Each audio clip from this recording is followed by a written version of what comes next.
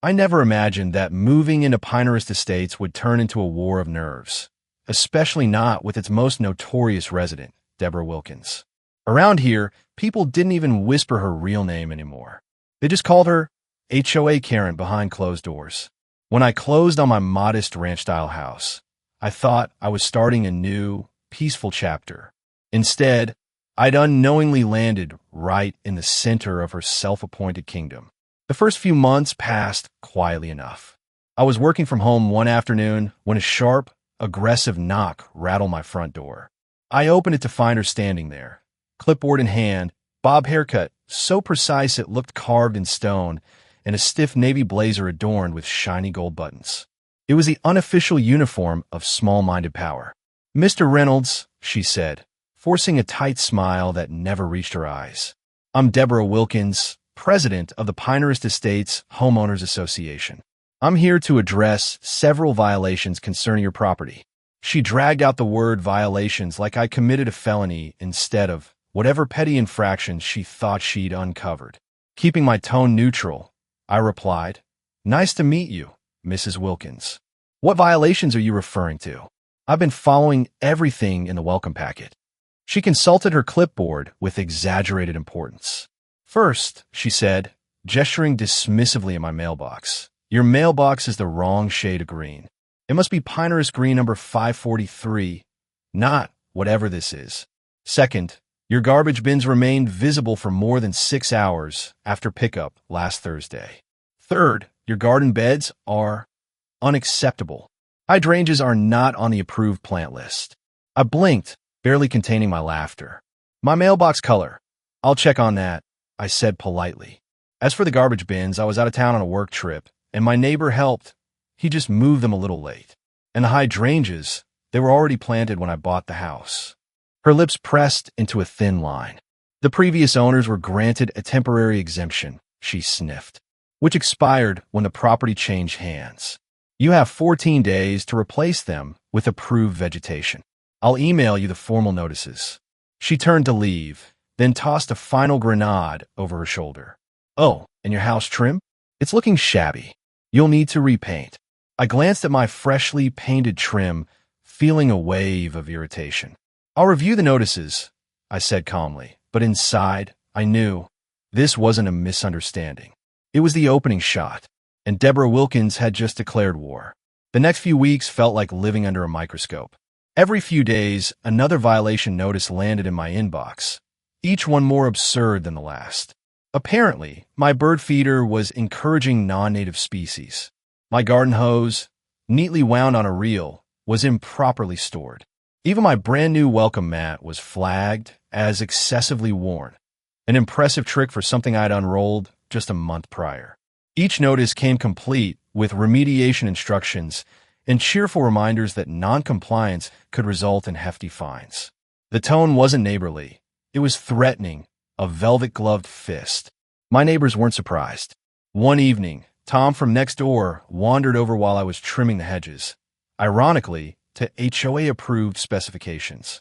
"She does this to every newcomer," he warned, glancing around as if Deborah might materialize from the bushes. "Pushes, prods, tests how much you'll take.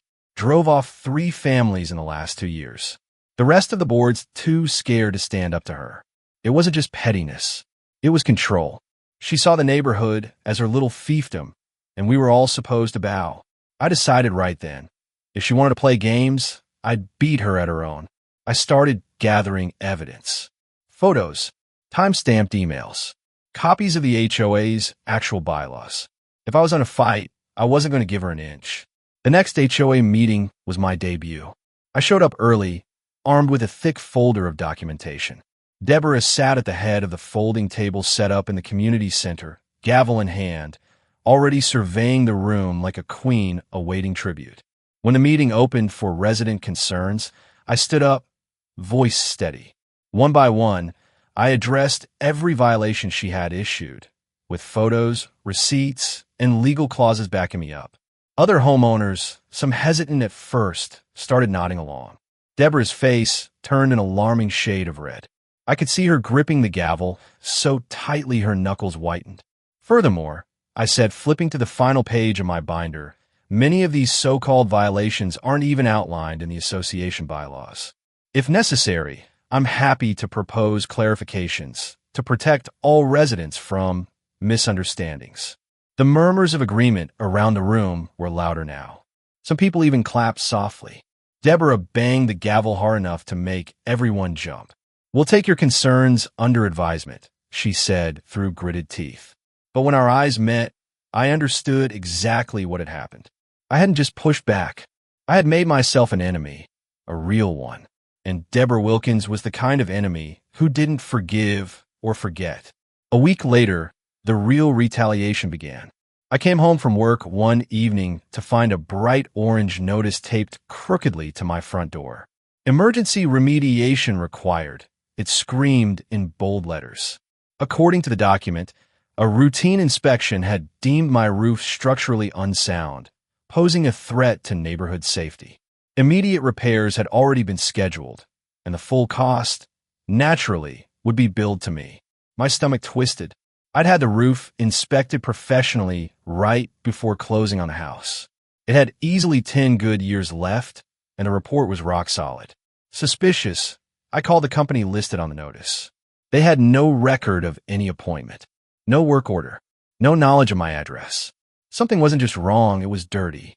I wasn't about to let this play out while I stood helpless. That night, I installed a small security camera above the front door and another one tucked discreetly near the driveway. If Deborah thought she could steamroll me, she was about to get a very different education. It didn't take long. 2 days later, an alert from the security app buzzed my phone while I was at work. When I opened the live feed, my jaw clenched. A battered old pickup truck with Valley Contracting crudely hand-painted on the door rolled up my driveway. 3 rough-looking men in mismatched work gear hopped out, dragging ladders and toolboxes.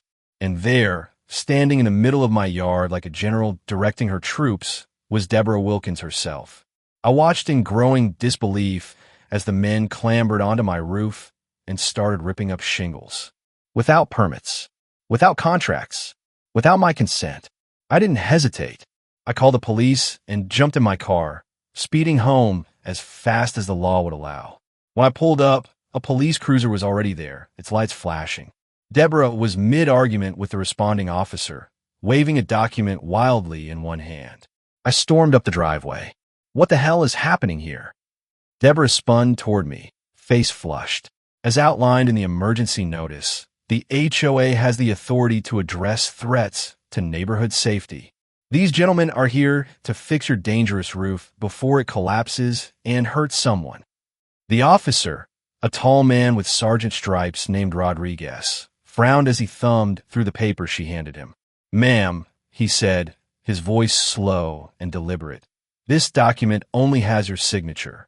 The bylaws require a majority vote of the board, not a unilateral decision." I stepped forward, holding up my phone. "And for the record," I said, I spoke to licensed contractors. No inspection ever happened. And these workers? They aren't licensed either." The so-called contractors started to back away, muttering among themselves. One took off running, only to be intercepted by another officer who had just arrived. Sergeant Rodriguez checked their IDs and discovered that one of the men had an outstanding warrant for construction fraud. Deborah's perfect facade cracked. "I was assured they were reputable," she protested, voice shrill now. "My cousin recommended them. They offered us a community rate." "Cousin," I echoed. "You hired unlicensed criminals, trespassed on a private property, and authorized demolition work, all without a permit." The officer turned to Deborah, pulling out a notepad. "Ma'am, you're looking at some serious charges." Standing there, in the middle of my torn-up front yard, I realized one thing with absolute certainty. Deborah Wilkins wasn't just petty. She was dangerous. The situation unraveled faster than even I expected. As Deborah sputtered excuses, Sergeant Rodriguez calmly took my statement. I showed him the security footage, crystal clear, of her directing the unlicensed workers and handing them cash right there on my porch. There was no way she could spin it. "I'd like to press charges," I said firmly, "and I'll be contacting the HOA board immediately." Deborah's face contorted with rage and disbelief. "You have no idea who you're dealing with," she hissed under her breath, just as the officers moved in to detain her. They didn't cuff her right away. Not yet. But the minute she saw the second cruiser arrive, the panic seeped through her carefully groomed exterior. For the first time, Deborah Wilkins looked truly vulnerable. Word spread like wildfire. By the time the emergency HOA board meeting was called the next evening, the community center was packed. Homeowners I'd barely met showed up, murmuring in tight, angry clusters. Everyone had a story. Stories of intimidation, of petty fines, of vague threats whispered behind manicured hedges. Deborah hadn't ruled the neighborhood with respect. She'd ruled with fear, and the dam had finally broken. When the board reviewed the evidence, my footage, the police report, the unlicensed contractors, their faces turned grim. But the final blow came when an emergency audit of the HOA's finances uncovered something far worse. Over the past 5 years, Deborah had been skimming funds, disguising personal purchases as community improvements. Fancy dinners, home upgrades, even vacations. She'd buried it under mountains of paperwork and fake receipts, but the trail was clear. The district attorney's office didn't waste time. Deborah Wilkins was arrested and formally charged with attempted fraud, criminal conspiracy, misappropriation of HOA funds. When she appeared in court for her arraignment, still clinging to that battered navy blazer, the judge barely looked at her before setting her bail at $50,000. "But I've served this community faithfully for years," she cried out as the bailiff approached with handcuffs. "This is a mistake, a misunderstanding." Nobody, not one neighbor, not one board member, stood up for her. The courtroom was silent, except for the squeak of the handcuffs closing around her wrists. I sat there, watching it happen, feeling a strange cocktail of emotions: satisfaction, disbelief, even a little sadness. Because in her mind, Deborah had probably thought she was protecting something. But in reality, she had poisoned it, and now she was finally paying the price. And somehow, it still wasn't over yet. A week after Deborah's arrest, the neighborhood felt different, lighter, as if some invisible pressure had finally lifted. The HOA board held a second meeting, this time without the weight of her shadow looming over everyone. They formally removed Deborah from her position, and a special election was scheduled to replace her. For the first time since moving in, I felt like Pinehurst Estates could actually become the home I'd hoped for. But the real moment of closure came a few days later, in a quiet courtroom where I finalized the restraining order against her. The judge, after reviewing the mountain of evidence, issued a permanent injunction. Deborah Wilkins was barred from coming within 100 feet of my property. Any violation would lead to immediate arrest. When she heard the ruling, I watched the last remnants of her pride crumble. Her once perfect bob was limp and unkempt. Her navy blazer hung wrinkled off her frame like a costume she no longer belonged in. She mumbled something under her breath, something about her reputation and all she had done, but no one listened. Not anymore. As she was led away by court officers, she glanced back over her shoulder, searching the packed courtroom for some last shred of support. But not a single neighbor looked at her. Not one. Instead, people turned to me, offering quiet nods, small smiles of thanks. It wasn't just about me standing up to Deborah. It was about all of us finally pulling the thorn out of the side of a neighborhood that had been held hostage for too long. Back home, I stood on my front porch, breathing in the evening air. The sun was setting, casting a warm gold over the rooftops. For the first time since moving in, I didn't feel like a target. I felt like a neighbor. I hadn't asked for this fight. I hadn't wanted to make an enemy. But sometimes, standing your ground isn't about winning or losing. It's about showing that bullies, no matter how polished or powerful they appear, only win when no one fights back. I looked around the quiet street, the trimmed lawns, the glowing windows. Finally, Pinehurst Estates was starting to feel like home. And this time it was ours, not hers.